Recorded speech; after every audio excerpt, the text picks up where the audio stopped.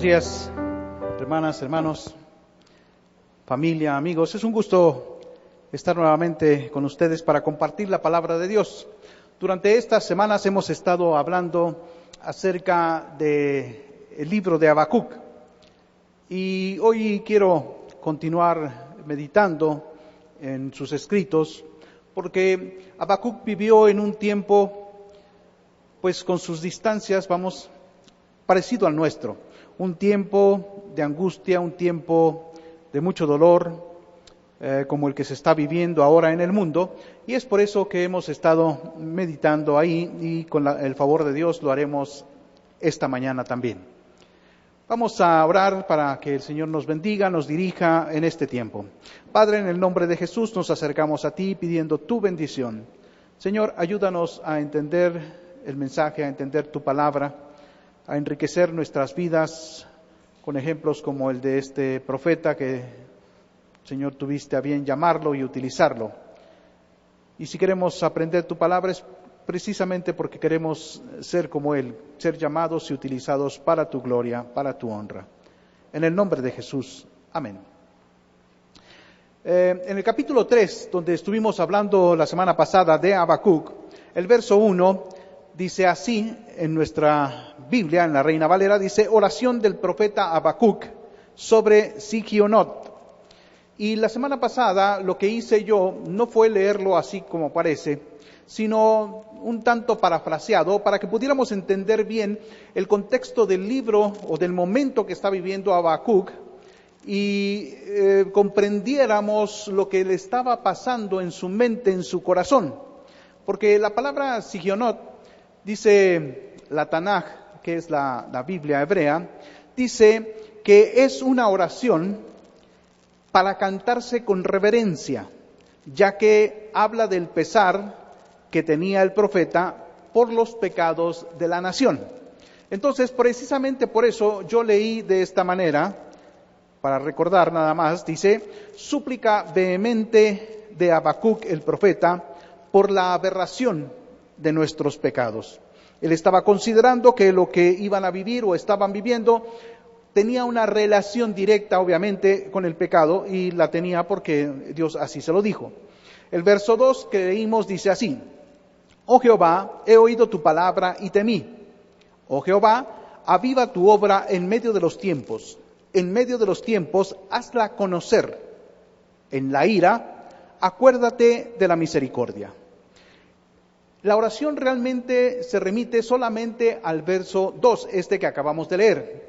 Todos los demás versos, hasta el verso 19, hablan de algunos de los detalles que vivió el pueblo de Israel a lo largo del tiempo. Pero ahorita quiero que repasemos lo que dice este verso 2, porque el profeta menciona tres cosas. Número 1, nos dice que que él le pide a Dios que irrumpa en la historia para que avive su obra. Número 2, le dice que irrumpa en la historia para que haga conocer su obra. Y la tercera cosa que le pide es que en la conmoción, en la ira, en toda esta multitud de problemas que ellos estaban viviendo, él le pide a Dios que irrumpa en la historia para hacer bien a su pueblo. Así que entonces, fíjese, lo que veíamos, o una de las conclusiones que llegamos la semana pasada, es que el profeta nunca le pide a Dios que detenga la plaga, nunca le pide a Dios que detenga la invasión de Babilonia sobre Judá. Porque el profeta sabe que Dios obviamente tiene un propósito cuando permite que sucedan las cosas. Entonces, como creyente, Habacuc lo que hace es pedirle a Dios que se cumpla su propósito y que invariablemente se cumplirá. Pero lo que él quiere es que los creyentes, que su pueblo entiendan que Dios está haciendo un llamado para que el pueblo vuelva a él, para que el pueblo corrija y para que la gente que está alejada de Dios se acerque. Porque todas las cosas que suceden en el mundo, nos dice la Escritura, suceden para el bien de los creyentes. Pablo nos lo dijo claramente en la carta a los Romanos. Todas las cosas nos ayudan a bien. O sea, Dios hace que todo lo que sucede a nuestro derredor en un momento determinado sea aplicado de una forma en bendición para nosotros. Así que yo le decía, del verso 3 al verso 15, encontramos una serie de recordatorios. Habacuc está recordando que Dios ha irrumpido en la historia del pueblo muchas veces y que siempre ha sido para bendición. Precisamente porque está recordando esto, o sea, después de la oración, sí, él menciona y menciona algunos de las cosas por las que pasó el pueblo. Lo voy a leer rápidamente para que usted lo escuche. Lo voy a leer en la Nueva Traducción Viviente, para que veamos que lo que Habacuc sabe y quiere que nosotros entendamos a través de los siglos, es que Dios no es malo, Dios todo lo que hace es bueno, a final de cuentas es correcto y justo. Y entonces él comienza recordando así: veo a Dios cruzando el desierto de Edom, dice Habacuc. El santo viene desde el monte de Parán. Su brillante esplendor llena los cielos y la tierra, se llena de su alabanza. Su llegada es tan radiante como la salida del sol. Rayos de luz salen de sus manos, donde se esconde su imponente poder. La pestilencia marcha delante de él, la plaga lo sigue de cerca. Cuando él se detiene, la tierra se estremece. Cuando mira, las naciones tiemblan. Él derrumba las montañas perpetuas y arrasa las antiguas colinas. Él es eterno. Veo al pueblo de Cusán en angustia y a la nación de Madián temblando de terror. ¿Estabas enojado, Señor, cuando golpeaste los ríos y dividiste el mar? ¿Estabas disgustado con ellos? No. Enviabas tus carros de salvación, blandiste tu arco y tu aljaba de flechas, partiste la tierra en caudalosos ríos. Las montañas observaron y temblaron. Avanzaron las tempestuosas aguas. Las profundidades del mar rugieron, levantando sus manos al Señor. El sol y la luna se detuvieron en el cielo cuando volaron tus radiantes flechas y brilló tu deslumbrante lanza. Con enojo marchaste a través de la tierra y con furor pisoteaste las naciones. Saliste a rescatar a tu pueblo elegido, a salvar a tus ungidos. Aplastaste la cabeza de los perversos y descarnaste sus huesos de pies a cabeza. Con sus propias armas destruiste al jefe de los que se lanzaron como un torbellino, pensando que Israel sería presa fácil. Pisoteaste el mar con tus caballos y las potentes aguas se amontonaron.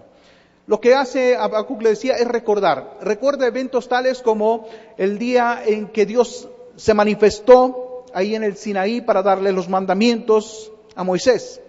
En el verso 5 recuerda la plaga con que castigó al pueblo en el desierto. Del verso 6 al 15 lo que hace Habacuc es hablar de las diferentes victorias que Dios le dio a su pueblo hasta que tomaron la tierra prometida. Por eso menciona ahí, lo más fácil de reconocer, es que Dios detuvo el sol y la luna allá en Gabaón, en la batalla de Gabaón. Y así va haciendo este recuento, porque a final de cuentas, fíjese, a nosotros como creyentes nos alienta pensar en lo que Dios ha hecho anteriormente por nosotros. Si somos creyentes de ya algún tiempo, es obvio que debemos de tener testimonios de Dios, de lo que ha hecho Dios en la vida. Y cuando vienen los momentos difíciles, cuando viene la angustia, cuando viene el dolor, cuando estamos preocupados, es bueno que pensemos en lo que ya hizo Dios. Y vea usted cómo describe Habacuc a Dios como poderoso, como temible, como aquel que deshace los montes, como aquel que pisotea, en fin, una serie de cosas que hablan de la grandeza de Dios. Y es bueno recordarlos. Pero llega un momento, hermanos, aquí en este salmo que escribe Habacuc, ahí en el verso 16, y que me gustaría que le pusiéramos mucha atención, porque aquí sucede algo impactante. Dice el verso 16, oí y se conmovieron mis entrañas, y a la voz temblaron mis labios. Pudrición entró en mis huesos, y dentro de mí me estremecí. Quiero que vea que todas estas palabras redundantes, porque son redundancias que utiliza Habacuc, tienen que ver con una sola cosa. Habacuc está asustado, tiene miedo, ya lo dijo él, temí. Pero vuelve a decir que está tan impactado por lo que Dios está haciendo y por lo que Dios todavía va a hacer, que dice enseguida, y dentro de mí me estremecí, o sea, temblé. Si bien estaré quieto en el día de la angustia. Pues, ¿qué podría uno hacer? ¿Qué podría hacer Habacuc? Esto de estar quieto no quiere decir que iba a quedarse paralizado, sino que él ve que no puede hacer nada. Cuando Dios, hermanos, ha permitido alguna situación, no hay nadie que la pueda detener. Y nosotros, al igual que Habacuc, estamos en una situación así, estamos expectantes. O sea, ¿qué podríamos hacer nosotros por evitarla o por detenerla? No podríamos. Si bien estaré quieto en el día de la angustia, dice, cuando suba el pueblo, el que lo invadirá, o sea, se refiere a Babilonia, con sus tropas. Así que entonces, fíjese usted, no es malo tener miedo, no es malo que tengamos temor. Es pecado permanecer en el temor o dejarnos vencer por el temor. Pero el temor es algo que Dios puso en nuestro corazón para que nos sirviera de alerta. Precisamente cuando tenemos temor estamos alerta a todo. Empezamos como que si abriéramos más los ojos, como que si abriéramos más los oídos, como que si abriéramos más la mente para percibir qué es lo que está pasando a nuestro derredor. Esa sensación, ese sentimiento lo puso Dios en nosotros cuando Él nos creó. Entonces, no es pecado tener el temor. Lo que es pecado es permanecer en el temor. Esto nos lo aclara muy bien el apóstol Juan, allá en su carta primera, en el capítulo 4, verso 18. Dice así, en el amor no hay temor. Aquí lo que hace Juan, para que lo entendamos bien, está contrastando amor y temor. O sea, esto es el énfasis en este verso, el amor y el temor. En el amor no hay temor, dice, sino que el perfecto amor, o sea, Dios, porque Dios es amor y Dios es perfecto, entonces el perfecto amor echa fuera el temor, porque el temor lleva en sí castigo. O sea, el que se deja dominar por el temor ya lleva en sí el castigo de no dormir en paz, el castigo de la intranquilidad, el castigo que se lleva constantemente por no tener seguridad de nada. Eso es a lo que se refiere la Escritura. No podemos dejarnos vencer por el temor ahí está, pero lo debemos dominar. Por eso dice, sino que el perfecto amor echa fuera el temor, porque el temor lleva en sí castigo, de donde el que teme, o sea, el que se deja dominar por el miedo, no ha sido perfeccionado en el amor. No sabe, no entiende quién es Dios.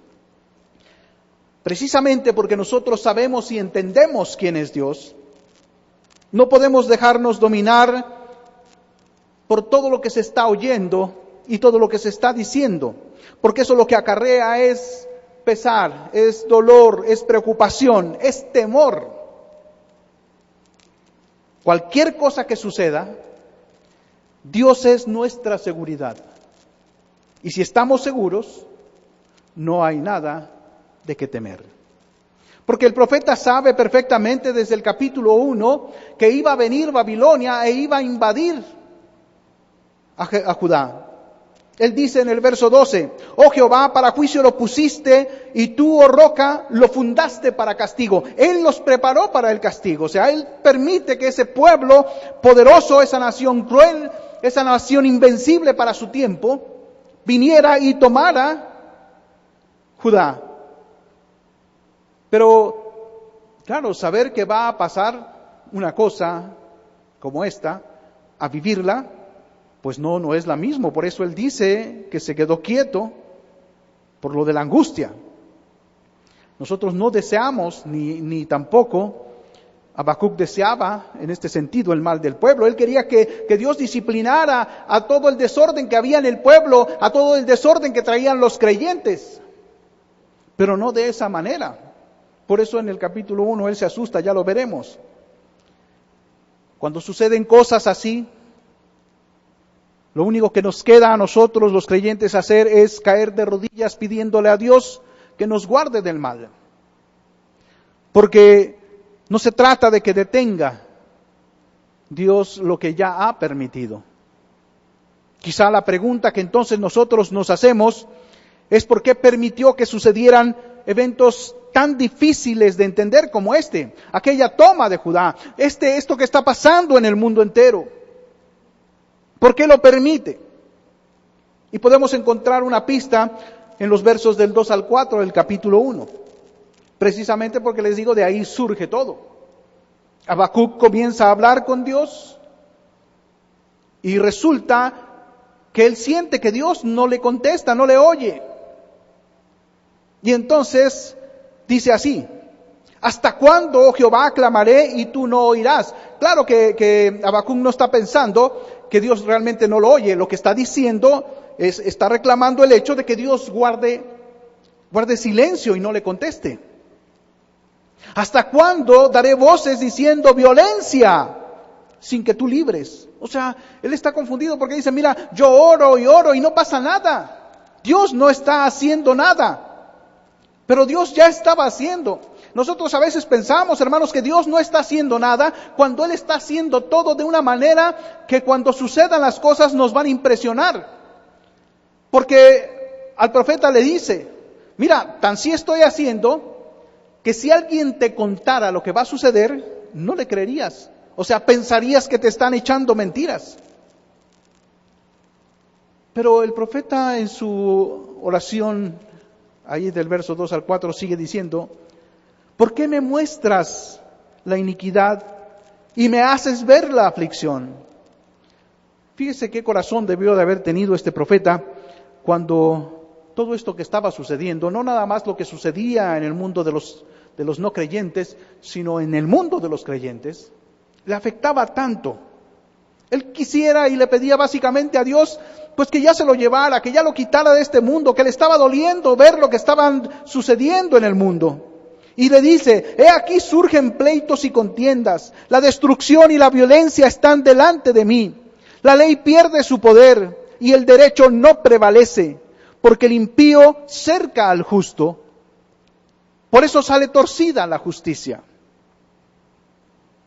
Él siente en este momento, hasta este momento él siente que Dios no le contesta, que no está haciendo nada. Y resulta difícil pensar que en momentos difíciles pareciera que Dios guarda silencio. Pero el hecho de que Dios guarde silencio no quiere decir indiferencia. A Dios no le es indiferente lo que está pasando. Tan le interesa, tan le importa, tan le llega a su corazón que está haciendo cosas, que está permitiendo que sucedan cosas en la vida. Porque, hermanos, esta vida que a tanto nos importa a nosotros o a mucha gente que se aferra con uñas y dientes a esta vida, esto se va a acabar, esto va a pasar. Y lo que hace Dios es más trascendente. Trasciende todo nuestro pensamiento, va mucho más allá. Así que el silencio de Dios tampoco quiere decir ignorancia. Él no ignora lo que está pasando, sabe precisa y perfectamente qué está pasando y por qué están pasando las cosas. El silencio de Dios no quiere decir que es un espectador frío. No, porque Él quisiera que no pasaran estas cosas, que no cosecháramos nosotros como humanidad lo que sembramos. Porque, recuerde, una ley muy vieja dice que cosechamos lo que sembramos. No es que Dios tenga que causar nada. Nosotros como humanidad levantamos la cosecha de lo que hemos sembrado. Así que, Dios no está inactivo, Dios no está indiferente, Dios no está nada más como un espectador viendo una película. Todo lo contrario, y el Señor le aclaró este pensamiento al pueblo cuando el Señor Jesucristo vino. Él les dijo, y quedó registrado en Juan 5:17, les dijo así, mi Padre hasta ahora trabaja, y yo también trabajo, dice el Señor. No, Dios no se quedó, como a veces pensamos, a descansar después de la creación. O sea, lo que dice la Escritura es que Dios descansó de hacer la creación, no que se tiró a descansar. Eso no es así. El Señor Jesús nos dice lo que aprendió el profeta Habacuc. Dios todos los días está haciendo algo para que las cosas sucedan. Sucedan para llevarse la gloria porque su plan se va a cumplir. Sucedan para que nosotros como pueblo de Dios seamos bendecidos. Por eso es importante y es bueno que Dios irrumpa en la historia. Sí, en este momento el profeta se preguntaba y le preguntaba a Dios, ¿por qué me permites ver esto? Déjeme hacerle un repaso nada más. ¿Por qué me permites ver violencia, pleitos, guerras? ¿Por qué me permites ver al poderoso oprimiendo al desvalido? ¿Por qué me permites ver el desorden que trae el pecado al mundo? ¿Por qué me permites ver cómo en las cortes de justicia no se hace justicia? El desorden social era grande. Pero ahora preguntémonos, ¿qué estábamos viviendo nosotros como humanidad antes de la pandemia? ¿Qué estaba sucediendo en el mundo 2 años antes, hasta el momento de la pandemia? ¿No era un tremendo desorden social? ¿No estábamos viendo cómo caían aquellos pilares de moral, pilares éticos, pilares filosóficos, todos en buen talante? Recordemos, el movimiento abortista estaba presionando en todo el mundo para que se les permitiera darle muerte a los no nacidos. Utilizaban métodos tan violentos e impíos que nos dejaban impresionados cuando los veíamos, ya sea en vivo o por la televisión. Aquellas manchas en la ropa con tinta roja, aquellos muñecos que simulaban bebés ya destrozados o completos, pero pintados de rojo, de sangre, lo que querían era mandar un mensaje, no sé, hasta burlesco para todos los que no apoyamos su movimiento. De decirnos quizás que ellos quieren el poder y tienen el poder en su cuerpo para matar y destrozar. Y eso es lo que estábamos viviendo. El movimiento homosexual y lésbico estaba presionando fuertemente por la ideología de género, en donde lo que se buscaba es despersonalizar a los niños para poderles hacer creer una mentira. Ya los niños no son niños, ni las niñas son niños. Ahora puedes hacer lo que quieras o puedes ser lo que quieras. La lucha se estaba llevando a cabo en diferentes áreas de la moralidad, la ética y la espiritualidad en el mundo. El movimiento MAP, a favor de la pederastia. Estas siglas MAP significan personas mayores interesadas o atraídas por menores. Quieren que se legalice. Todo, fíjese, es tremendamente impactante cuando te pones a hacer un resumen y dices, ¿cuántos años, cuántos siglos pasaron para que la humanidad empezara a hacer leyes que protegieran a los niños? ¿Cuántos años tuvieron que pasar para defender el género, ya sea masculino o femenino, a través de los siglos? Y ahora resulta que todos esos avances, por la irracionalidad de mucha gente, quieren que sean derribados.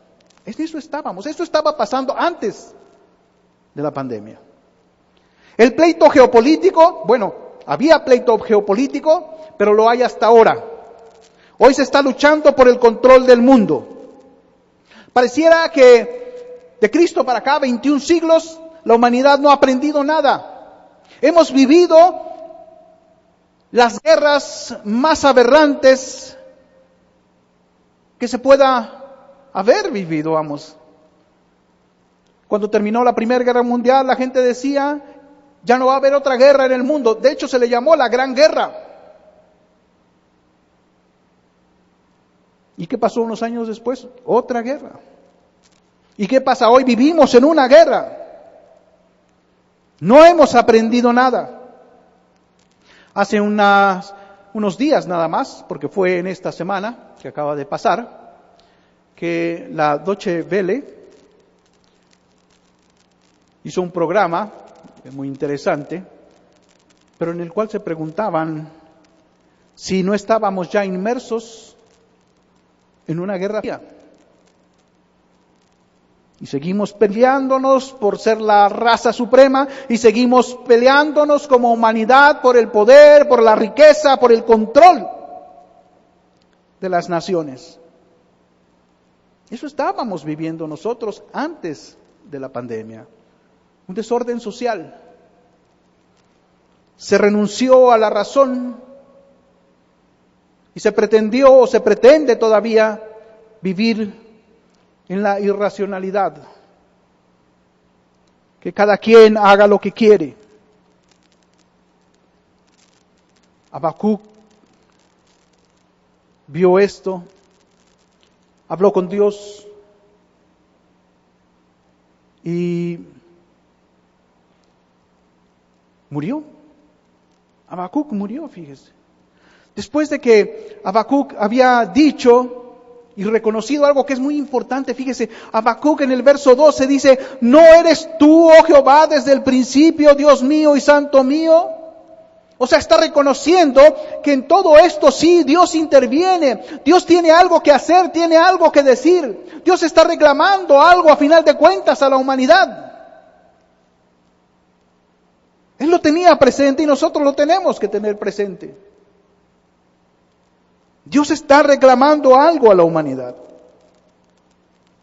Pero también le dice enseguida: no moriremos. Pero le decía yo, Habacuc murió.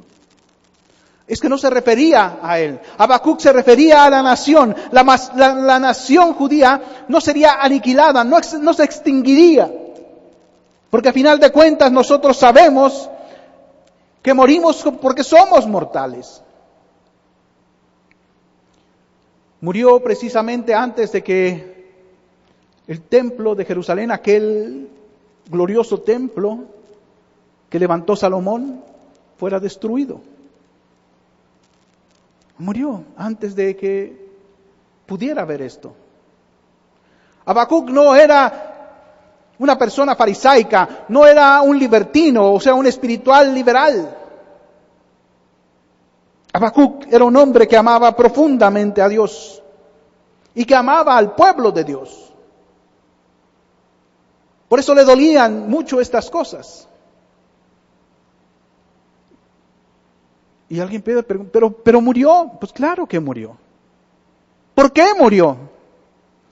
Bueno, obviamente nosotros vivimos solamente hasta el tiempo que se nos está estipulado para vivir. Pero déjeme especular, porque yo encuentro una razón por la cual murió precisamente antes de que Nabucodonosor destruyera el templo de Jerusalén. Y esa razón la encuentro en un profeta que ministró antes de él, en Isaías. Isaías 57, verso 1 y 2, fíjese lo que dice, porque es impresionante. A veces nos preguntamos, bueno, si Habacuc y todos estos hombres piadosos, incluso Jeremías, que fue contemporáneo a Habacuc, bueno, tuvieron que pasar por todas estas cosas, que no van a tener descanso de todo lo tremendo que están viviendo. E Isaías escribió: perece el justo, y no hay quien piense en ello. Y los piadosos mueren. Y no hay quien entienda, atención, y no hay quien entienda que de delante de la aflicción es quitado el justo. Entrará en la paz, descansará en sus lechos todos los que andan delante de Dios. Descansarán en sus lechos. Está hablando de la tumba. ¿Se fija? ¿Sí se fijó? Mueren, dice, y no hay quien entienda que de delante de la aflicción fue quitado Habacuc. Hay un propósito también en la vida y en la muerte de los piadosos. Pues si vivimos y si morimos, a final de cuentas somos del Señor, ¿se fija? Quizá Dios dice, ok, ya fue suficiente. Ya fue suficiente lo que viviste y lo que viste. Ya no más. Y entonces los recoge y los lleva a casa. Porque acuérdese, leímos hace un momento la angustia que tenía Habacuc por ver las cosas que estaba viendo, por vivir las cosas que estaba viviendo. A Habacuc le duele la indiferencia con la que el hombre, el ser humano, se trata entre sí. A Habacuc lo que más le duele, escúcheme, lo que más le dolía a Habacuc es la indiferencia en que los creyentes tratan a Dios. Es la indiferencia con que los creyentes tratan a Dios. Y por eso Habacuc dijo, cuando vino la plaga, cuando vino la invasión, me quedé quieto. Me quedé quieto al ver lo que estaba pasando. Para este momento, el momento de la destrucción del templo, la tercera invasión de Nabucodonosor, para este momento, él ya había escrito este salmo que leímos. Para ese momento, este salmo ya se había cantado en el templo por aquella multitud, por aquel coro tan tremendo. Ya se había tocado con todos los instrumentos, resaltando los instrumentos de cuerda que él dio como instrucción. Para este momento, quizá, no sé cuántos habrán llorado de recordar cómo Dios irrumpió en la historia del pueblo de Israel para avivar su obra, para despertar a los creyentes, para llamar a los alejados. Para este momento, Habacuc ya no estaba en la tierra, pero dejó por escrito lo que había en su corazón. El pesar, o a pesar más bien, de los días malos. El profeta sabía que en contingencias como esa habría como resultado hambre y muerte. En contingencias como esas sabe que habría dolor y desconsuelo. Sabe que en contingencias como esas Dios puede permitir que sus santos sean tocados. Tocados por el mal, tocados por la economía, tocados por la salud, tocados por la maldad.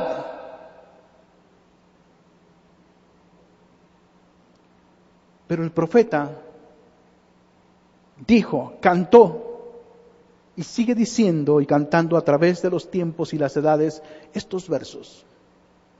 Sobre todo quiero que veamos la delicia del verso 17 al 19, pero voy a leer desde el 16 nuevamente para que usted vea el contexto. ¿De dónde surge ese verso 17 al 19? El verso 16 dice, y oí, se conmovieron mis entrañas, a la voz temblaron mis labios, pudrición entró en mis huesos y dentro de mí me estremecí. Si bien estaré quieto en el día de la angustia, cuando suba el pueblo, el que lo invadirá con sus tropas.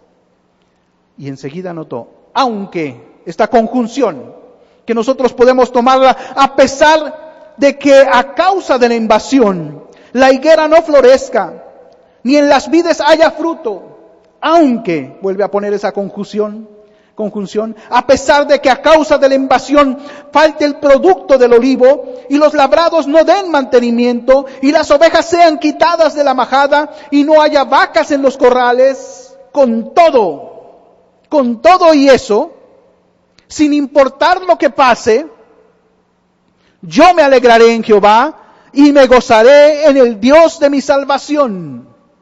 Jehová el Señor es mi fortaleza. No las circunstancias, no la fuerza no está en las cosas bien hechas, no está en el bien, ni la debilidad tampoco está en el mal. La fuerza está y reside en Dios. Eso es lo que está diciendo Habacuc. Sí, va a venir el hambre, va a venir el desconsuelo, obviamente va a venir el dolor, va a venir el sufrimiento, pero mi fuerza, dice, está en Jehová el Señor, el cual hace mis pies como de ciervas y en mis alturas me hace andar. Esta es una frase, un modismo, que lo que significa es, Él me hace andar ligero por la vida. No, el pesar no lo cargo sobre mis hombros. No, la adversidad, los problemas no van sobre mis hombros. Dios me hace andar ligero por la vida. ¿Se fija?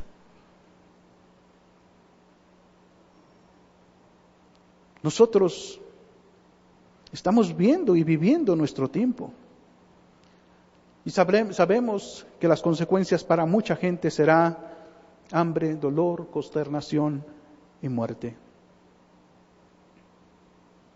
Pero ¿podemos cantar como el profeta? ¿Podemos decir, a pesar de? Ahí está nuestra fe. Esta declaración tan impresionante que hace Habacuc es una declaración de fe. Es una declaración de confianza absoluta en Dios. Muchos dicen que no hay otra declaración más bella en la Escritura que esa. No lo sé. Pero podemos ver varias. Porque en la Escritura vemos a los hombres y a las mujeres de fe moviéndose para la gloria de Dios, viviendo y muriendo para la gloria de Dios. Job capítulo 1, verso 21, qué tremenda declaración también. Desnudo salí del vientre de mi madre y desnudo volveré allá. Él sabía que lo ganado o lo perdido en este mundo, aquí en esta tierra, aquí se va a quedar. Todo viene de Dios, es lo que dice él. Por eso la siguiente frase dice, Jehová dio, Jehová quitó. Sea el nombre de Jehová bendito. ¿Qué declaración tan poderosa? Recordemos aquella que hace Pablo cuando escribe la carta, la segunda carta a Timoteo en el capítulo 4 del versículo 6 al 8. Porque yo estoy ya para ser sacrificado y el tiempo de mi partida está cercano. O sea, él no está triste. Él no se siente vencido, se siente vencedor porque lo es. Porque ya va a casa, es lo que él deseaba. Y declara lo que ha hecho en la vida. He peleado la buena batalla, he acabado la carrera, he guardado la fe.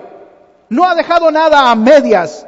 Hizo lo que tenía que hacer para la gloria de Dios. Y una vez que no quedó nada por hacer en este mundo, entonces dice, por lo demás me está guardada la corona de justicia, la cual me dará el Señor juez justo en aquel día. Y no solo a mí, sino a todos los que aman su venida. Son tremendas declaraciones de fe y de confianza. Sí, nos dejan ver que lo que pasa en este mundo, sí nos llega, sí nos afecta, sí nos toca el corazón. Pero que estando bajo la protección de Dios, pase lo que pase, no importa, estamos seguros. ¿Qué declaraciones de fe hechas por hombres de fe? Hombres que le creen a Dios, no a lo que ven, no a lo que viven. Le creen a Dios. Esos son los hombres y las mujeres de fe. Pero déjame preguntarte con todo respeto y sin nada de presunción. Ya que vivimos días de dificultades en todo el mundo, vemos la muerte y el mal acechando a nuestro derredor. Sabemos que Dios es grande y maravilloso, que tiene promesas hermosas, maravillosas para todos nosotros. Pero déjame preguntarte, Y lo hago con mucho respeto, con mucho temor y temblor. ¿Y si no? ¿Y si no? Si no somos librados de la plaga, ¿cómo vamos a comportarnos? ¿Qué haremos? ¿Qué pensaremos? ¿Renegaremos de Dios? ¿Nos quejaremos de Dios? ¿O diremos, como dice el verso 18 del capítulo 3 de Habacuc? Aunque pase lo que pase, que pase lo que tenga que pasar, me alegraré y me gozaré. Literalmente, fíjese, estas palabras forman un juego, como decimos, un juego de palabras en este verso, porque son redundantes. Lo que quieren decir básicamente es danzaré y saltaré de gozo. Fíjese nada más, Él no está diciendo nada más que va a confiar en Dios y que bueno, ya hace un top pomadita de resina, de resinación. No, no está diciendo eso. Él está diciendo que a pesar de que eso pase, va a danzar, va a cantar y va a brincar de alegría porque Dios tiene el control, Dios tiene un propósito, Dios va a lograr hacer lo que tiene que hacer. Y eso siempre resulta en algo bueno para todos los creyentes. O podemos decir, ya que ya pensamos en Job, ya pensamos en Pablo, podemos decir como aquellos 3 jóvenes allá en Babilonia, que desafiaron al emperador más poderoso de ese tiempo. Lo desafiaron por su fe. Cuando él creó una imagen y dictó una ley para que todo el mundo se hincara delante de ella cuando sonara la música, cuando sonara un himno. Allí en Daniel, en el capítulo 3, en el verso 17 y 18, cuando son llevados delante del rey y él les pide cuentas, ellos le dicen así: he aquí, nuestro Dios a quien servimos puede librarnos. Fíjese esta palabra, puede librarnos. Esto quiere decir que también puede no librarnos.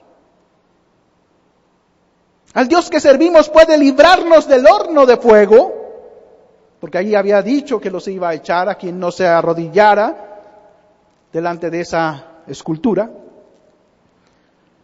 Puede librarnos del horno de fuego ardiendo. Pero le dicen lo siguiente: y de tu mano, oh rey, nos librará. Y ellos ya sabían que Dios los iba a librar. Pero ¿por qué sabían que Dios los iba a librar? Obviamente Dios se los comunicó, porque Dios vio su fe. Y Dios les dijo que les iba a librar. Pero no se quedaron, la declaración de estos jóvenes no se quedó ahí, sino que declararon lo que había en su corazón. De tu mano, oh rey, nos librará. Pero enseguida dice: ¿y si no? ¿Y si no nos librara? ¿Y si nos dejara que nos llevaras al horno de fuego ardiendo? Debes saber, oh rey, que no serviremos a tus dioses, ni tampoco adoraremos la estatua que has levantado. Esto se llama, en todos los idiomas, valor. Y si no nos librara, entiende, rey, que no nos vamos a doblegar ante tu voluntad.